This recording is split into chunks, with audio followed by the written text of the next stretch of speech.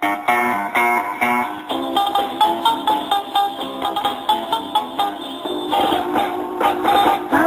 con i ricordi di questa estate, perché quello che è stato e ormai passato non conta più.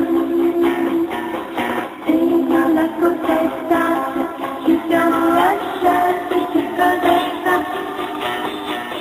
Ci troveremo ancora, è nostra